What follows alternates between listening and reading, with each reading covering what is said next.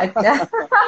kita kita pengen try to explore ya, karena kan memang sebagai perempuan Indonesia bekerja di perusahaan multinasional dan di luar negeri adalah sesuatu yang jarang gitu ya, rare and very rare opportunity juga. Tapi sebelum ke sana kita coba mulai dari your childhood. Can you tell me more? Bisa cerita nggak ya mengenai masa kecil Pande, where you from dan seterusnya ya, pendidikan seterusnya, mungkin bisa cerita dikit kali. Silakan. Boleh, boleh. Masa kecil ya, kebetulan saya dari background keluarga papa mama Bali ya. Oke. Jadi kita Balinese family sebenarnya. Kebetulan kakek kita adalah tenaga kesehatan, jadi Oke. pensiunan kepala rumah sakit. Kemudian nenek kami adalah terpaksa menjadi pengusaha karena mungkin Oh, zaman dulu kan pegawai negeri, terus anaknya banyak gitu ya. Jadi kakek dan nenek berusaha di Bali sampai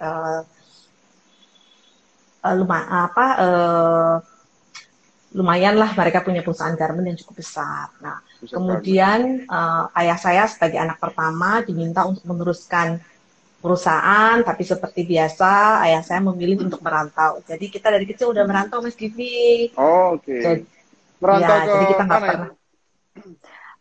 Dimulai dari pertama papa itu pindah ke Jawa Tengah, jadi kita Oke. pindah.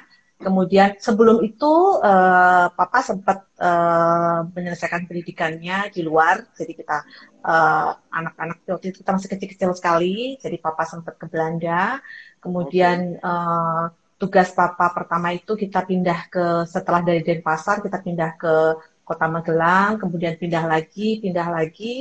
Jadi saya itu mengalami pindah 5 sampai 6 kali Oke. Itu because karena gitu. Nah, karena penugasan atau tugas karena ada ya karena penugasan tugas? orang Oke. tua. Jadi karena penugasan papa saya.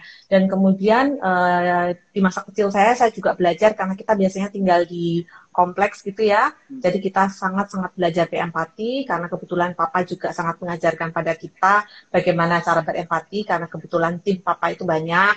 Jadi even saya tuh ingat sekali masa-masa kecil, even kita mau pakai sepeda baru pun, papa selalu menyampaikan jangan keluar pagar. Jadi rumah kita itu di komplek besar, Oke. kebetulan rumah kita selalu paling pojok, ada pagarnya lagi sendiri. Ketika kita akan keluar ke arah pagar yang satunya, papa saya selalu menyampaikan bahwa uh, uh, jangan dipakai dulu sepedanya. Jadi yang Hmm. lainnya tim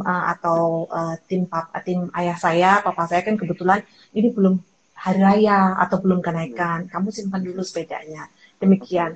Jadi betul-betul papa saya itu mengajarkan bagaimana berempati terhadap timnya, bahwa kita juga harus memperlihatkan contoh. Hmm. Jadi kalau dulu di kantor papa saya itu kan selalu ada penghargaan tuh untuk anak karyawan.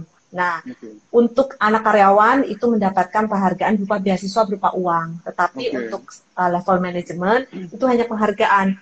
Dan Hmm. kebetulan karena orang tua yang memberikan penghargaan, jadi kita juga selalu dapat, tapi kita nggak pernah dapat dalam bentuk natura gitu. Jadi kita Oke. selalu cuma dapat dalam bentuk penghargaan. Itu sih yang saya pelajari. Kami pindah-pindah berinteraksi dengan berbagai macam apa namanya suku ya, artinya suku di Indonesia memperkaya sekali semua pengetahuan kami. Jadi kami sangat-sangat bersyukur punya pengalaman itu gitu. Ya, itu kan berarti kalau tadi kan cerita papanya jadi tenaga kesehatan ya. Berarti kan di rumah Oh sakit bukan, ya. oh yang Apa? bukan bapakku Oke. bukan kesehatan, bapakku kan di perusahaan tekstil. Oh, sorry, perusahaan tekstil, sorry ya, Uh, perusahaan tekstil. Perusahaan tekstil pada waktu itu memang zaman zaman segitu kan memang biasanya besar ukurannya, terus betul, apa namanya, ukuran besar dan pegawainya banyak banget ya. banyak banget Dan betul. mungkin di tahun-tahun itu tahun berapa kira-kira ya? Tahun Udah ketawa deh umur gue. nggak, maksudnya Ya kan pada saat ya, kan pada waktu itu di waktu saya masih kecil juga, karena perusahaan ya garmen itu biasanya pusatnya kan kalau nggak di Jawa Tengah ada di Jawa Barat kan gitu ya. betul, betul, Iya. iya. Iya. Kemud- Mm-mm. Jadi kan mungkin kalau perusahaan rokok kan biasanya kalau nggak di Kediri atau di Iya, Kudus, kalau perusahaan garmen mungkin di Jawa Barat. Saya Jawa Baratnya memang nggak begitu ini kan karena tersebar luas di Jawa Barat. Kalau di Jawa Tengah ya mungkin daerah-daerah Semarang gitu ya.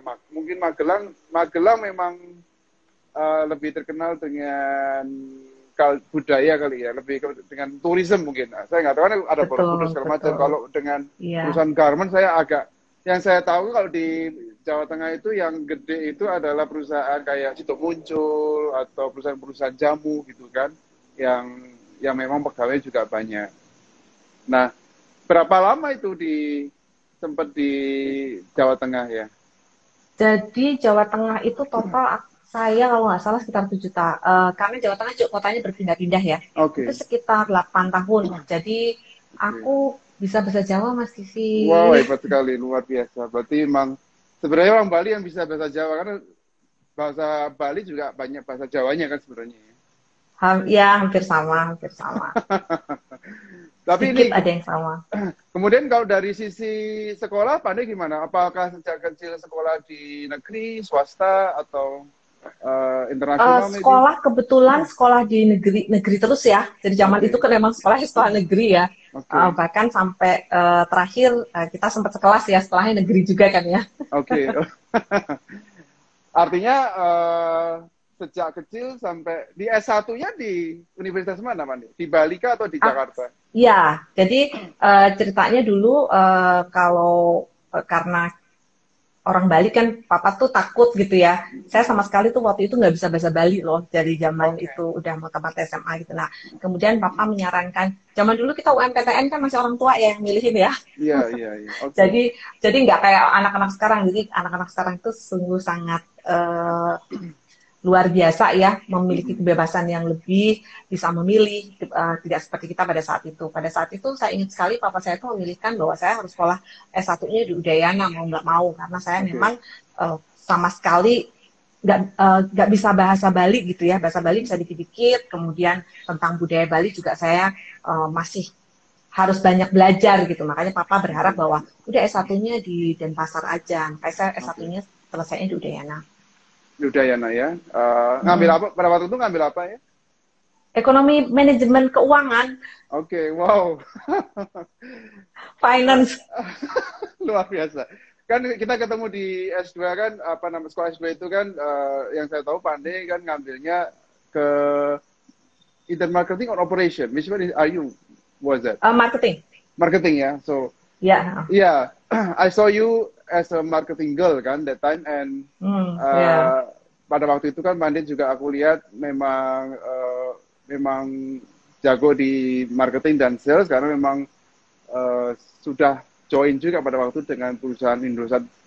Hmm. Bagi Pak Ade, sebagai marketing di sebuah perusahaan itu sebenarnya apalagi perusahaan-perusahaan yang multinasional ya. Pada waktu itu kan Indosat sempat menjadi Ya. BUMN, kemudian sempat juga menjadi perusahaan yang di acquire sama perusahaan luar ya, jadi multinasional. Mm-mm. Kemudian bagaimana tuh perasaannya kalau di perusahaan yang apa dinamikanya perubahannya cukup cepat gitu ya? Itu is challenging Cepat ya, or not betul. ya? Ya, sebenarnya banyak hal yang bisa kita peroleh ya.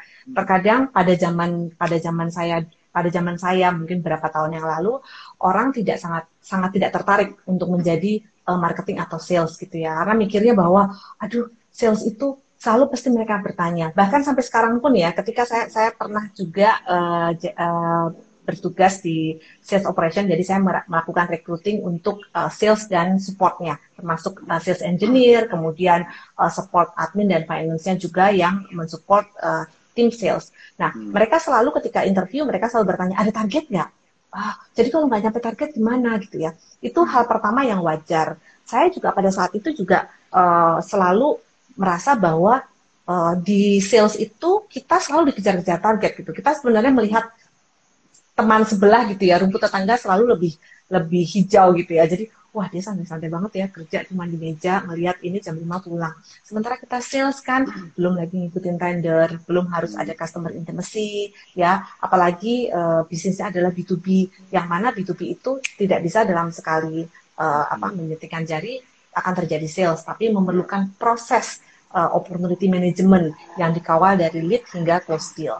Nah, tetapi saya menyadari bahwa dengan kita di sales dan marketing itu kita banyak mempunyai network dan juga banyak mendapat support dari teman-teman technical dan teman-teman lain untuk melakukan deal baik sebelum untuk pre-sales-nya, pada saat tender atau pada saat approach customer ataupun pada saat kita sudah close deal. Nah, di situ otomatis mengenrich pengetahuan kita untuk semua hal yang terkait dengan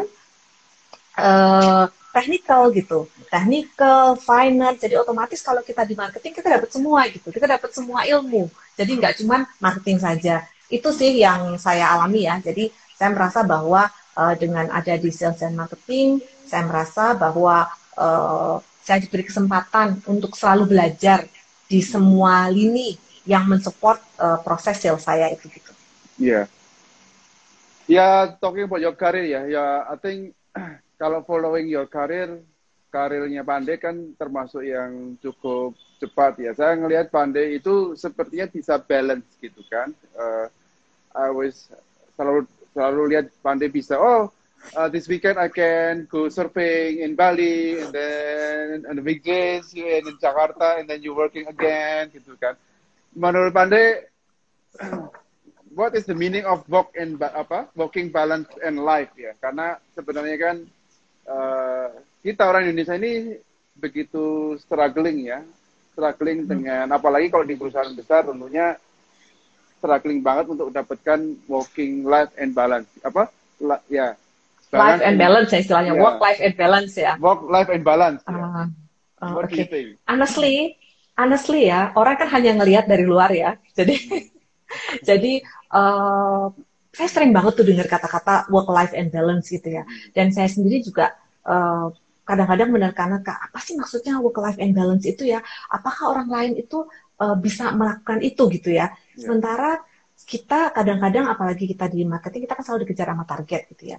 Tapi memang dengan berjalannya waktu, kita juga harus memanage diri kita gitu ya. Satu, memanage ekspektasi kita bahwa memang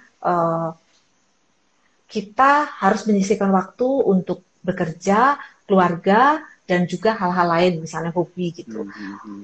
Intinya adalah kalau saya pribadi adalah menerima gitu ya. Misalnya ada satu masa yang saya selama berbulan-bulan kayaknya saya nggak bisa engage sama teman-teman saya gitu, kayaknya saya kerja mulu gitu ya. Tapi ya udah saya terima aja, karena kalau misalnya kita nggak menerima akan ada ketidakpuasan. Kalau kita tidak puas, kitanya sendiri akan menderita gitu. Bahasanya apa tuh? Bahasa kerennya menderita atau apa ya? Artinya kita kayak nggak puas terus gitu. Gitu sih. Iya. Artinya kan bahwa setiap pekerjaan atau ya pekerjaannya dan keluarga itu kan satu hal menjadi challenge bagi kita untuk berkembang ya kan. Karena ketika kita memilih sebuah karir kan artinya kita harus punya komitmen, kemudian kita punya enthusiasm ya kan, kemudian love to what you do kan, karena sebenarnya kalau kita bisa aja love to what you do, tapi bisa juga we don't love pekerjaan kita bisa mencintai apa yang kita lakukan, tapi belum tentu juga mencintai pekerjaan kita, atau kita bisa mencintai dua-duanya, kita love what we do, tapi juga love what we work for, gitu kan. Artinya bahwa di sini Pandey udah bisa mendapatkan dua hal itu ya, bisa love what you do and love your work. Itu kan cukup tantangan tersendiri kan? Iya sih ya. Jadi kalau kita melihat hal itu, pasti kita merasa bahwa kayaknya semua orang nih, kayak saya juga ngeliat Mas Givi nih ya, kebalik nih, saya ngeliat Mas Givi, wah kayaknya Mas Givi enak banget nih, bisa kerja, bisa enjoy karena punya hobi kopi gitu ya, bisa kemana-mana, sama mungkin ya. Jadi kita itu, kalau bahasa Jawanya tuh sawang sinawang Mas Givi. Oke. Gitu. Sawang sinawang. Nah, Sawang Sinawang ya. Saya sangat percaya hal itu. Jadi bagi saya sebenarnya apapun mungkin sama ya dengan Mas Kiki. Apapun sebenarnya adalah tergantung dari kita sendiri. Kalau saya sekarang udah nggak ada kepingin, maksudnya nggak ada kepingin misalnya kepinginnya gini, wah saya harus begini, nggak, pokoknya mengalir aja, kita lakukan yang terbaik. Kelihatannya klise gitu ya, tapi dalam perjalanan saya sebagai seorang sales, ketika saya hit di atas target, itu adalah saya percaya bahwa apa yang proses yang saya lakukan itu adalah dengan sebaik-baiknya sehingga saya dapat hasil yang baik. Jadi saya tidak mungkin bisa melakukan penjualan atau memperoleh revenue dengan hanya tidak melakukan apa-apa. Jadi proses saya sangat uh, selalu berkiblat kepada opportunity management gitu ya. Opportunity management itu kan ada lead, ada hot prospect, kemudian ada tender dan segala macamnya, itu harus kita lalui gitu. Jadi tidak ada order atau apa yang datang dari langit tiba-tiba nih gue kasih gitu. Jadi kan harus ada proses. Nah itu kemudian dalam perjalanannya mungkin sama juga dengan Mas Divi. Jadi dalam perjalanan apapun yang kita lakukan, saya selalu berharap bahwa ada satu passion saya gitu, bahwa saya harus bisa mencontohkan atau memberikan manfaat dari sisi apapun. Saya pernah waktu itu ada di tim yang mempunyai tim lumayan banyak ya. Jadi waktu saya di sales operation, saya menghandle sekitar 450 orang sales.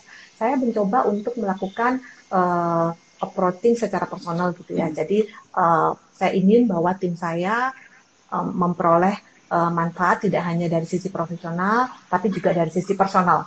Jadi ada hal-hal yang saya juga banyak belajar dari mereka, mereka juga saya sharing dengan mereka, saya juga banyak mendapatkan pengalaman serta pelajaran-pelajaran baru gitu dari mereka, bagaimana menjalani hidup, bagaimana menjalankan pekerjaan, bagaimana berhubungan atau berkomunikasi dengan orang lain. Banyak Mas Kiki, banyak. Oke.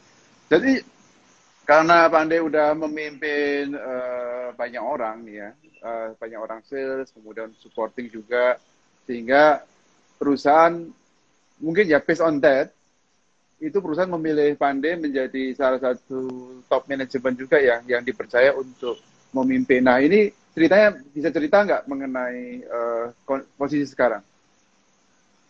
Ya, posisi sekarang memang saya ditugaskan sebagai managing director di salah satu perusahaan telco, yang mana memang tugasnya adalah tentu saja mencapai mengerahkan semua resource dari perusahaan untuk memperoleh atau mencapai goal atau objektif dari perusahaan itu, sekaligus menjadi strategic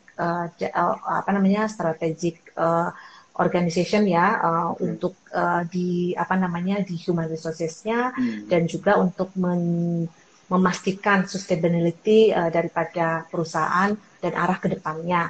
Jadi kalau misalnya perusahaan, pasti yang pertama perusahaan itu harus sustain gitu. Bagaimana caranya agar perusahaan itu sustain dan bisa memberikan profit kepada holding company, dan juga bagaimana kita bisa membayar gitu ya, membayar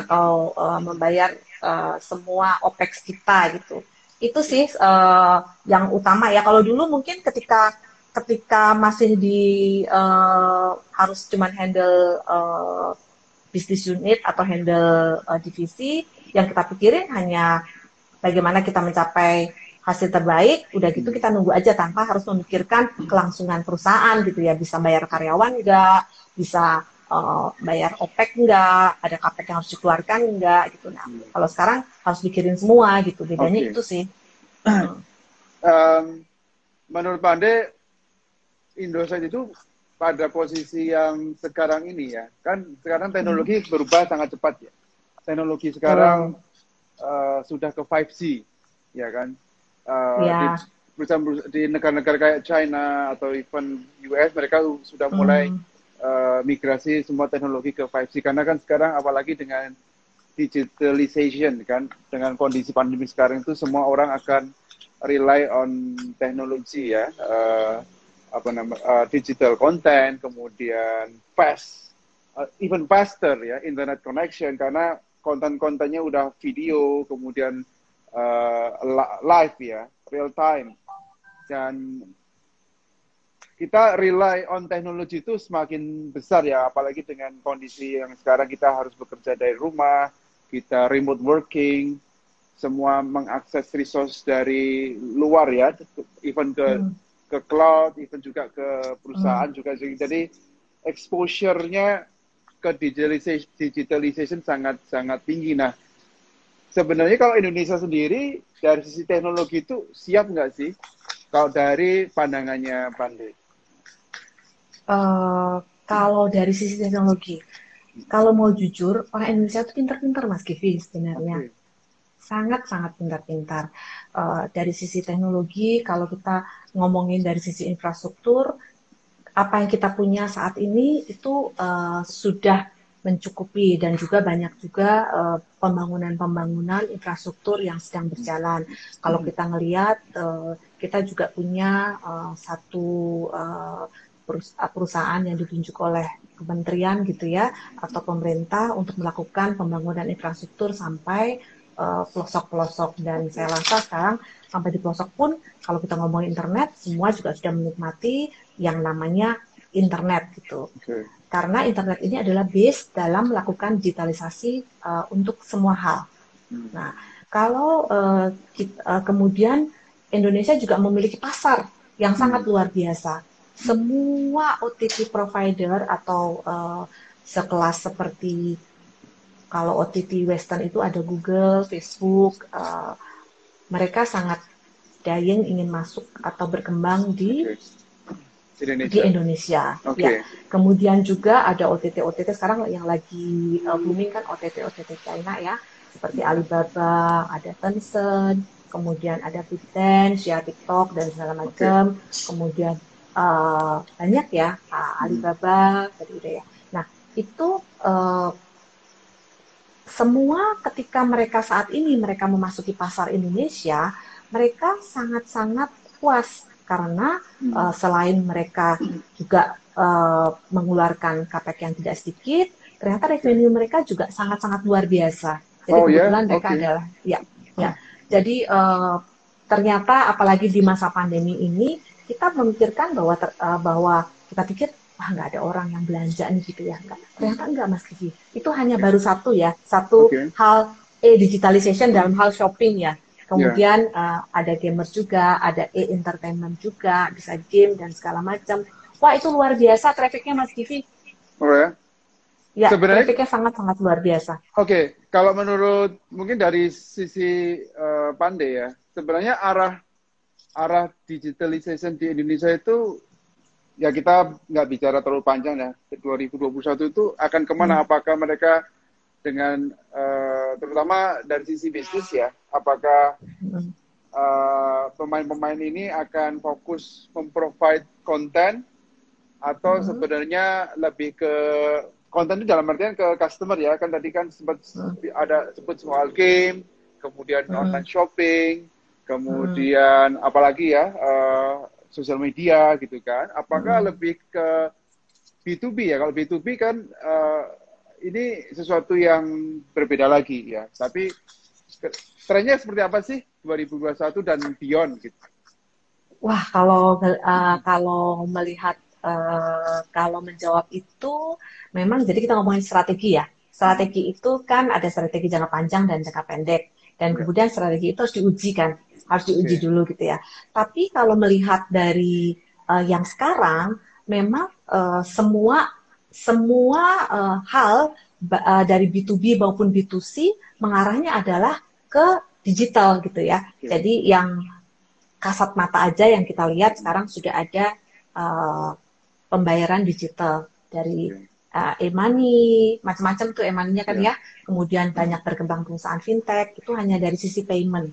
Kemudian dari sisi e-entertainer ada Netflix, ada iFlix, banyak ya. Jadi itu yang harus benar-benar kita lihat, kita ini mau berdiri di mana. Kita mau berdiri sebagai penyedia jasa atau kita mau berdiri sementara kita sudah tahu kita ada di mana, apakah kita tetap akan jadi service provider gitu ya, service provider dalam hal infrastruktur, ataukah kita berkolaborasi dengan content provider yang sudah ada, karena itu ada hal yang paling mudah ya, melakukan kolaborasi, melakukan partnership dengan bisnis model yang tentu saja sudah dieksplor gitu. Bisnis model seperti apa nih yang akan dilakukan. Nah, karena pada dasarnya semua digitalisasi itu base-nya adalah infrastruktur. Namun saat ini infrastruktur pun sudah menjadi komoditi kan gitu Mas Kiki. Ya kan. Jadi memang positioning daripada perusahaan itu gitu ya. Yang harus dipertanyakan gitu. Nah, bagaimana posisi dari perusahaan-perusahaan infrastruktur atau dalam hal ini service provider atau telco ini? Nah, masing-masing tentu punya strategi sendiri-sendiri gitu. Yang kasat mata yang sudah kita lihat yang sekarang semua yang tadinya istilahnya itu kita own everything gitu ya, sekarang sudah mulai light asset. Jadi ada sharing infrastruktur yang sederhana-sederhana aja gitu ya, sharing infrastruktur, melepas-lepaskan aset yang tidak perlu, kemudian melakukan banyak partnership dengan pendukung daripada digitalisasi ini, dari payment-nya, kemudian dari kontennya, kemudian banyak hal. Sementara dengan adanya situasi seperti ini, semua perusahaan baik retail maupun company memilih cashless misalnya. Jadi payment system yang dalam bentuk e-payment itu sangat-sangat publik nih sekarang Mas Givi. Hanya kita belum tahu nih sebagai service provider, bukan belum tahu ya, sebagai service provider kita belum ngelihat nih booming revenue dari sisi memboomingnya e-payment ini gini. Jadi belum seheboh yang terlihat gitu, masih sedang dipelajari bagaimana memonetize hal itu gitu. Sudah ada tapi belum optimal gitu. Ya, kalau di kita kan kopi juga sebenarnya kan, kalau aku cerita sedikit juga ya, Bapak Kopi ini sekarang sudah memasuki yang kita sebut dengan third wave generation. Ya.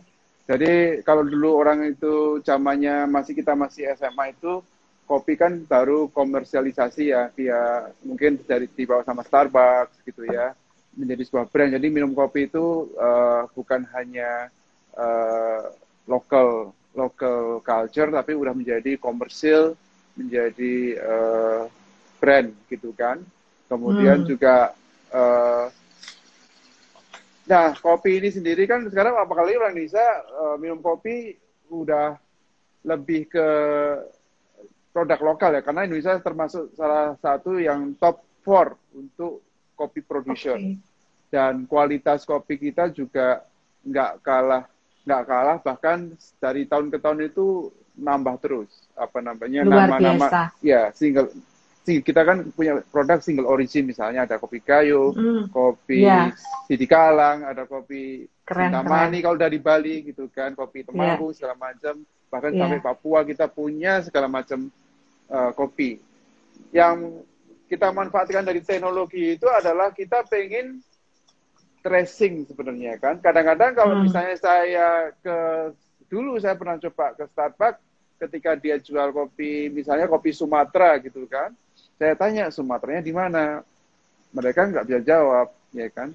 Dan bahkan kayak Starbucks itu pernah dituntut ya, kalau mereka nggak jujur, karena ketika mereka bilang kopi Sumatera, mereka nggak bisa men-trace itu Sumateranya di mana.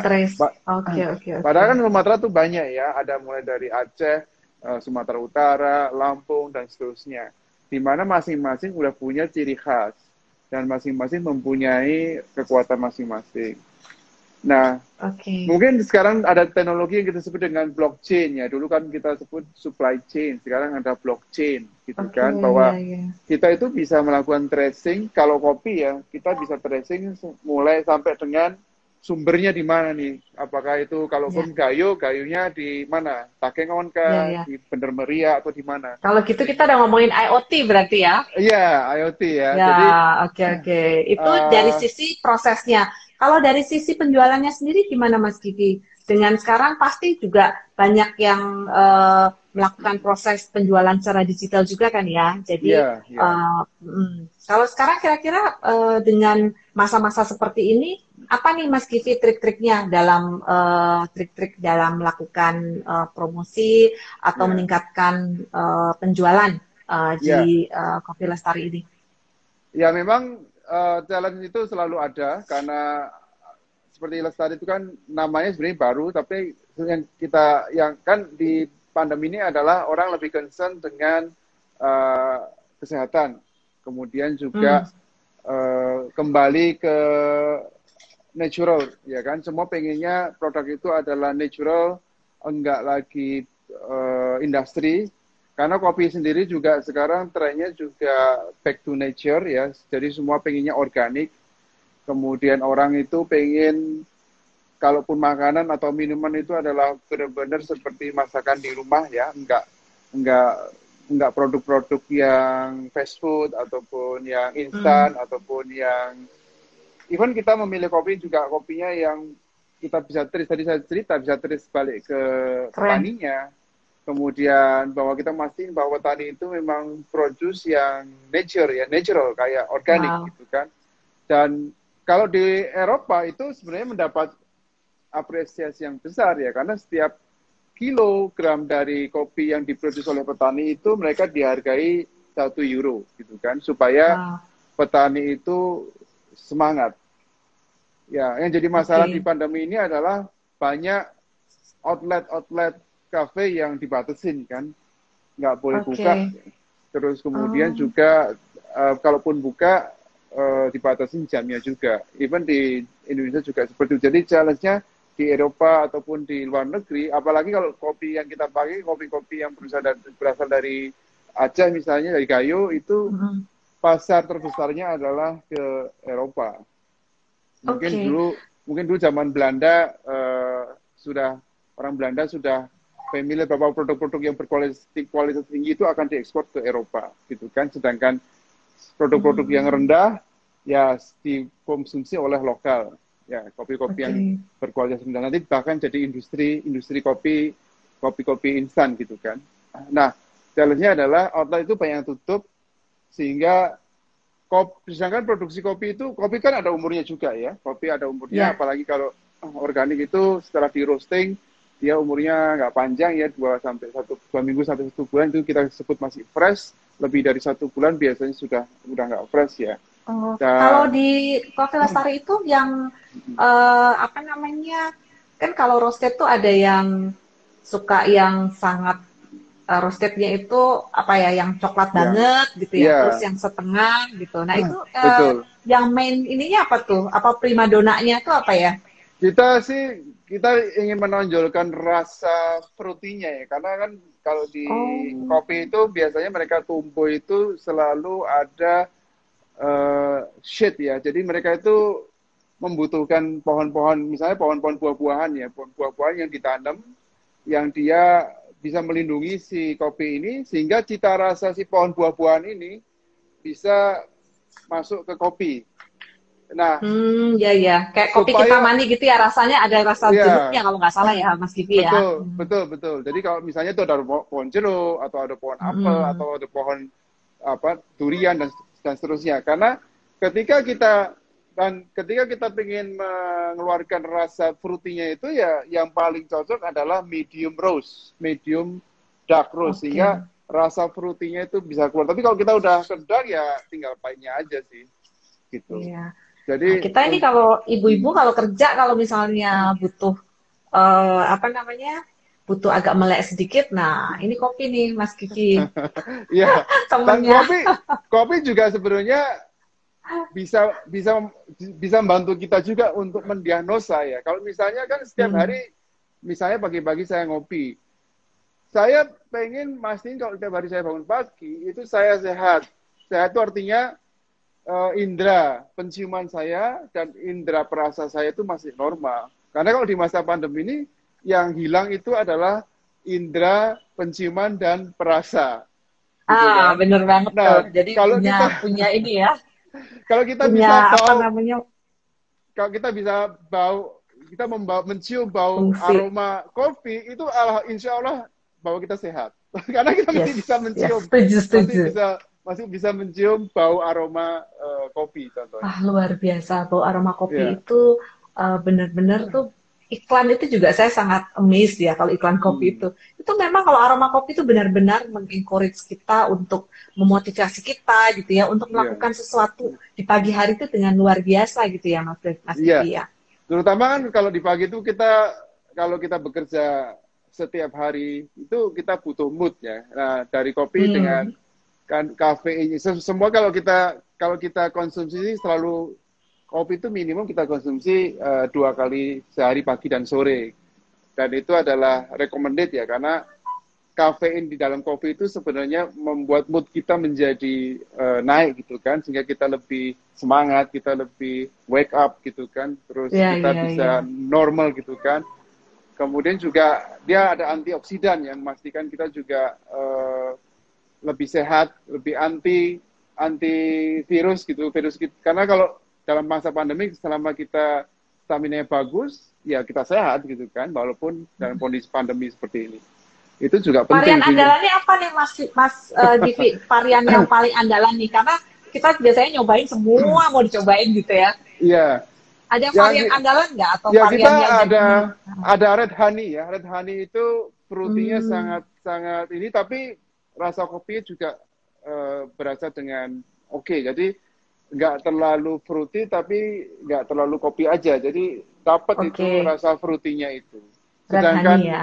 iya red honey itu andalan kita, kita biasa pakai V60 atau ear apa namanya, kita manual proses ya, manual brew, sehingga kita baik itu Manual brew. V60 ataupun Japanese ice coffee rasanya sangat Oke. enak, Wah, nggak luar biasa. kayak kopi pahit gitu, tapi Oke, rasanya Mas Givi fruity ada dapat. satu lagi pertanyaan saya nih. Nah, Saya ini kan kadang-kadang kalau misalnya ada masa-masa mungkin dialami juga oleh teman-teman yang lain. Ada ya, masa-masa kita pada saat bekerja itu kita kan kadang-kadang ada benar-benar perasaan yang memang saya apa ya bahasa positifnya ya. Kita terlalu mikirin kerjaan kita, sehingga gitu oke, ya. Jadi kita tuh kambuh gitu ya. Nah, kadang-kadang tuh kalau saya lagi misalnya lagi oke. masa-masa itu saya nggak berani tuh ngopi. Nah, kira-kira ada saran nggak Mas Givi? Yang mana nih varian apa nih dari Lestari Coffee yang saya harus pilih nih pada saat-saat saya mengalami gejala itu gitu. Jadi kadang-kadang Iya, kepengen minum kopi tapi nggak berani gitu ya, takut iya, makin parah atau gimana gitu. iya. Sebenarnya kan kopi kita dari sisi acidity-nya sudah sangat rendah. Sehingga kalau Hmm, dibandingkan, dan kita udah coba juga pada customer-customer yang punya GERD atau punya apa namanya autoimun, itu nggak ada masalah selama penyakitnya masih dalam, bukan penyakitnya ya, maksudnya kondisinya kondisi yang tidak kondisinya yang mild gitu ya. Kalau dia punya hmm, GERD tapi mild itu nggak ada masalah, karena kalau kita bandingkan dengan oke. kopi-kopi produk yang acidity-nya lebih kuat, kita itu jauh, kita sangat soft, dan itu Hmm, nggak membuat asam lambung kita jadi naik. Dan bagi yang punya hmm. penyakit autoimun yang mild ya, sekali lagi yang mild itu Wow. masih oke juga. Jadi autoimunnya nggak timbul, kemudian asam lambungnya juga nggak naik. So sebenarnya Ternyata kopi luar kita, biasa sekali iya, ya.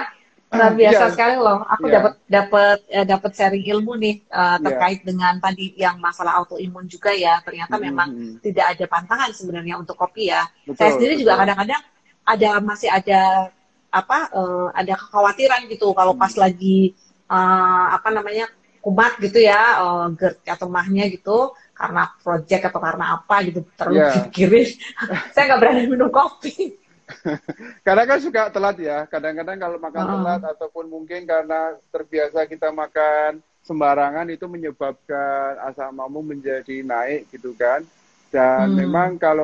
memang obatnya sih simple lah, ya, istilahnya cukup, nggak forsir, kita tahu kondisi kita batasin. Ketika kita merasa kita sudah merasa capek, kita harus kendorin, entah itu kita dengan mungkin dengan banyak bergerak atau dengan olahraga atau even uh, sleep gitu, take a nap atau apa, itu juga membantu sebenarnya untuk merestore sistem imun kita kan. Karena sebenarnya juga kalau kita Hmm. over doing something, even kalau berolahraga tapi kita over, ya tetap aja sistem imun kita akan melemah kan, apalagi dalam Betul, kondisi, betul. ya kan, dalam kondisi bekerja kan stressfulnya juga lebih tinggi, apalagi kalau seperti Pandai kan ngurusin perusahaan yang besar gitu kan, capex, opex segala macam kan butuh challenge-nya tinggi dan stresnya pasti tinggi kan, seperti itu. Hmm. Kalau ini Mas Givi, kalau misalnya dalam masa sekarang nih Mas Givi, Oke, kira-kira menyikapinya bagaimana ya? Karena kan pasti kan orang yang ke kafe juga pasti dibatasi gitu ya, ya. Sementara ya, orang kan tetap pengen minum kopi yang mereka ya, memang eh, sudah biasa seperti kita tiap pagi gitu ya harus minum ya. kopi gitu. Kira-kira apa nih Mas Givi untuk menyikapi apa masa-masa seperti sekarang? Kemarin apalagi ada PSBB gitu ya. Ya, sebenarnya sih beberapa banyak hal ya, seperti kan kita udah delivery online tuh udah menjadi resep semua kafe untuk bisa deliver produknya. Hmm. Kemudian kita juga resepnya kan kemarin mengikuti Kemenparekraf ya, Kementerian eh, Pariwisata dan Ekonomi Kreatif, kita ada sertifikasi CHSE ya, Cleanliness, Healthy, kemudian Safety, dan Environmental Environment. Sustainability. Jadi kita jagain Oh. semua protokol kesehatannya, kemudian kita pastiin bahwa tim tim barista, tim admin segala macam itu selalu jaga disiplin ya, jaga kebersihan segala macam, sehingga dari sisi packaging juga sama, kopinya juga harus yang fresh, tadi yang saya bilang kan fresh, Hmm. tidak lebih dari 2 minggu setelah roasting dan tidak terlalu lama disimpan di dalam, katakanlah di dalam penyimpanan kan, sehingga ya itu kita pastikan bahwa itu kita deliver. Kemudian rasanya enak dan oke juga. Gitu. Iya, iya. Saya ada beberapa kali melihat banyak sekali varian, baik yang varian yang memang untuk penikmat kopi yang benar-benar mau kopi murni banget gitu ya, Ya, di Lestari Coffee, dan ada juga varian-varian yang buat saya kayaknya, saya malah mikir gini Mas Gigi, ini kayaknya kalau dijual di Singapura laku juga nih, karena ini tipikal nggak apa namanya tipikal orang Singapura itu mereka tuh sangat-sangat senang minum kopi, uh, bubble coffee atau bubble tea apapun oke. yang berbau-bau minuman manis itu mereka di keseharian mereka Mas Gigi. Jadi kalau kita di Oh, pas pada saat makan siang gitu ya atau pagi mereka selalu membawa apa namanya kopi gitu ya. oke. Kopi biasanya mereka pasti botolnya apa namanya Tumbler ya, bawa tumbler, tumbler. tumbler yang gede-gede gitu ya. Saya sampai heran loh. Dan saya perhatikan karena kita di dalam lingkungan office area gitu ya, setiap makan siang saya ketemu juga dengan orang itu dan orang itu juga bawa kopi. Jadi memang di sini itu orang jarang minum air putih kayaknya Mas Mas Givi. Oke, oke, Jadi mau di bus, mau di tempat umum, oke. baik di jalan, itu saya selalu lihat orang menikmati atau membeli kopi itu. Saya sering ketemu dengan orang yang sama, gua beli, dia beli juga gitu ya. Terus udah Oke. gitu, kalau kita kan kadang-kadang siang nggak minum ya, artinya kita kan Ya, siang nantilah ya agak ya. sore-sorean dikit. Mereka enggak loh, mereka itu habis makan pesen kopi juga, tapi Iya, kopi iya. yang memang udah dicampur dengan susu biasanya di Iya, sini. iya. Ya memang Mm-mm. kopi susu atau latte itu memang populer di mana aja. Terus di Indonesia juga sama populer, apalagi kopinya dingin gitu kan. Jadi mau mau siang, mau pagi, mau malam nggak masalah. Karena orang Indonesia Oh. suka Nah, suka yang kalau manis. yang di Lestari Cafe ini banyak yang komen nih, kopi yuzunya katanya enak banget loh. Iya, nanti kalau misalnya pas balik ke Jakarta, cobain deh. Nanti kita Boleh, boleh, bagi-bagiin. boleh. Kapan juga sempet kok anak-anak kantor di Jakarta pada nyobain. Mereka bilang salah satunya adalah kopi yuzu itu enak gitu. Oke, kopi yuzu karena Heeh. yuzu adalah buah dari Jepang Korea sebenarnya originnya terus Hmm, ini Jepang dan itu lagi memang lagi happening ya. Yuzu memang kalau kita punya yuzunya pure ya, artinya pure itu hmm. 70% sudah natural dari buah gitu kan. Sehingga memang kita combine buah dengan kopi, sayur dengan kopi sehingga kita pengen senatural mungkin karena ya itu tema kesehatan tadi. Sehat tapi enak juga gitu rasanya. Itu poin kita sih Hmm. dalam menjual. Oke, keren, keren, keren. Kalau Ya, Kopi Lestari sendiri ada ini nggak Mas Givi? Ada rencana mau dibikin franchise atau apa gitu Mas Givi? Sekarang lokasinya baru di Jakarta ya Mas Givi ya? Iya, baru di Jakarta Selatan. Ya, kita sih lagi pikirin juga nanti kalau misalnya memang antusiasnya tinggi ya kita akan coba buka branch lah ya, branch di tempat lain, tapi mungkin masih di Jakarta dan Jabodetabek area ya, sementara seperti itu. Oke. Ya. Tapi saya curious nih Mas Givi, balik nanya dong, boleh ya? Kok tiba-tiba ke kopi gitu? Ininya apa ya? Kira-kira Ya karena memang idenya tuh dari mana kok tiba-tiba? Wah, kayaknya kopi nih. Soalnya kan biasanya aku tahu nih keluarga Mas Givi kan ada di bidang kesehatan gitu ya. Kebanyakan kemudian di finance gitu ya. Terus tiba-tiba ke kopi gitu. Ya justru itu dengan kan kita memang udah biasa di bidang kesehatan, kita mau bawa tema kesehatan di kopi juga. Artinya bahwa yang kita bawa tuh kopinya memang natural, nggak ada campuran hormon, kemudian kalau di sisi kopinya itu organik, nggak ada masalah dengan pestisida atau yang racun-racun hima itu, sehingga kita membawa tema itu ya, tema kesehatan kita bawa di bisnis kita. Jadi kalau kita masuk ke bisnis kopi ya kita bawa tema-tema kesehatan, kemudian juga ya yang bermanfaat gitu kan, karena kita udah biasa menangani kesehatan ya, orang memastikan ya, apalagi di pandemi ini kan semua temanya tema kesehatan. Ya, siap. Jadi sudah inilah ya, dari sisi higienis, kemudian kualitas juga dijaga. Tadi juga aku kaget, wah ternyata nggak cuma tender aja, ada HSE-nya. Ternyata karena saya juga biasanya kalau ini tender selalu yang jadi jadi dokumentasi atau hal yang kita harus bekerja keras tuh dari sisi HSE, kita juga harus jelasin tuh ininya detailnya. Ternyata di di bisnis kopi kita juga harus menyebutkan hal itu atau sangat memperhatikan hal itu ya, dan ini sangat tepat gitu karena kebetulan Kopi Lestari ini backgroundnya juga pada dasarnya banyak yang bergerak di bidang kesehatan, jadi sangat-sangat paham gitu ya. Dan tadi menarik juga bahwa salah satu hal yang menjadi selling point ini pada saat pandemi ini juga ini ya Mas Givi, ngetes indera penciuman pagi-pagi masih normal nggak? Itu memastikan bahwa kita adalah normal. Terus kita normal tiap hari itu bekerja tenang, kita nggak takut bahwa kita bawa virus gitu kan, dan kita juga sehat, sehingga itu sebagai first check kita tiap hari dalam bekerja. Dan kopi itu membantu banget karena memang kopi aromanya sangat kuat dan luar biasa, nikmat ya. Anyway, terima kasih banyak Pande. Iya. Terima kasih banyak. Sama-sama. Udah sharing. Keren. Tapi aku suka banget loh, organic coffee itu luar biasa. Nanti deh kalau misalnya ini kita ngobrol lagi ya, siapa tahu nanti bisa siap. ada peluang yang lain nih untuk kopinya nih. Siap. Nanti kita kalau ketemu kita bawa kopinya, kita rasakan sama-sama, kita tes.